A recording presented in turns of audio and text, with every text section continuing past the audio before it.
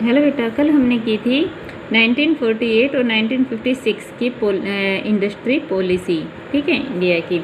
आज हम करेंगे 1991 की औद्योगिक नीति, ठीक है। तो सबसे पहले इसमें कह रहा है कि भारत की जो नई औद्योगिक नीति थी, इसे हम जो 1991 की पॉलिसी है, इंडस्ट्री पॉलिसी, इसको हम नई आर्थिक नीति भी, न्यू पॉलिसी भी हम कहते हैं, ठीक है। तो भारत की नई औद्योगिक नीति की घोषणा कब हुई? 24 जुलाई 1991 में की गई और यह नियंत्रण की तुलना में उदारवाद की तथा राष्ट्रीयकरण की अपेक्षा निजीकरण की नीति है। तो इसके उद्देश्य क्या है? नई औद्योगिक नीति के मुख्य उद्देश्य हैं उत्पादन वृद्धि में निरंतरता बनाए रखना, रोजगार अधिक अवसर विकसित करना, रोजगार के उत्पादन को अंतर्राष्ट्रीय प्रतियोगिता में शामिल होने योग्य बनाना, सार्वजनिक क्षेत्र को लाभप्रद बनाना, निजी क्षेत्र को अधिक स्वतंत्रता देना। ये तो है इसके उद्देश्य। अब इसकी विशेषता या इसकी रणनीति क्या है? तो पहले है सार्वजनिक क्षेत्र का संकुचन। नई नीति के अनुसार सार्वजनिक क्षेत्र के लिए सुरक्षित 17 उद्योगों को कम से कम करके 8 कर दिया गया, ठीक है। और बाद के वर्षों में सार्वजनिक क्षेत्र के लिए आरक्षित उद्योगों की संख्या को और कम करके 2 कर दिया गया। बाकी उद्योग निजी क्षेत्र के लिए खोल दिए गए। इस प्रकार सार्वजनिक क्षेत्र में उन उद्योगों को स्थापित किया जा सकेगा जो अब सुरक्षित नहीं हैं। सार्वजनिक क्षेत्र के लिए सुरक्षित 2 उद्योग कौन से हैं? परमाणु ऊर्जा और रेल परिवहन। पहले जो 18 और 17 थे उनको कम करके पहले 8 किया गया 17 से, फिर 2 किया गया। जो मोस्ट इम्पोर्टेंट हैं गवर्नमेंट के लिए, केवल उन्हीं को ही उन्होंने सार्वजनिक क्षेत्र में किया गया, बाकी सबका प्राइवेटाइजेशन कर दिया गया। कौन कौन से? एक तो परमाणु वाला और दूसरा रेल परिवहन, बाकी सभी को पब्लिक या प्राइवेट सेक्टर में दे दिया गया।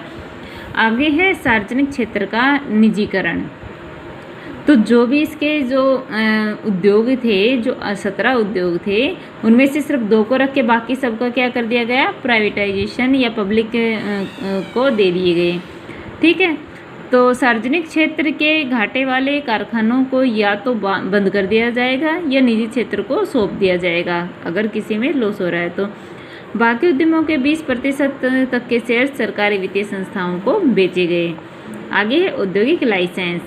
तो जैसे आपको व्हीकल चलाने का लाइसेंस मिलता है, तो उसी तरह से उद्योगों को लगाने का भी लाइसेंस मिलना चाहिए। तो नई नीति के अनुसार केवल 18 उद्योग जैसे पेट्रोलियम, चीनी, मोटर कार, कागज़, दवाइयाँ आदि को छोड़कर बाकी उद्योगों की स्थापना के लिए लाइसेंसिंग प्रणाली समाप्त कर दी गई। सिर्फ इन्हीं को ही लाइसेंस की ज़रूरत है। अगर कोई ये उद्योग करता है तो बाकी उद्योगों की लाइसेंस को रद्द कर दिया गया, यानी कि उनके लिए ज़रूरी नहीं है, क्योंकि लाइसेंस का काफ़ी चक्कर पड़ जाता था, तो इससे लोग उद्योग लगाने से पीछे हटते थे। तो इसे बंद कर दिया गया। जो इम्पोर्टेंट था सिर्फ उन्हीं के लिए लाइसेंस को रखा गया, बाकी सभी के लिए ख़त्म कर दिया गया। तो वर्ष 1999 के संशोधन के अनुसार 6 उद्योगों को छोड़कर अब सभी उद्योगों के लिए लाइसेंस समाप्त कर दिया गया है। और वर्ष 2006 में अनिवार्य लाइसेंस के लिए उद्योगों की संख्या और भी कम करके 5 कर दी गई है। किस किस के लिए है?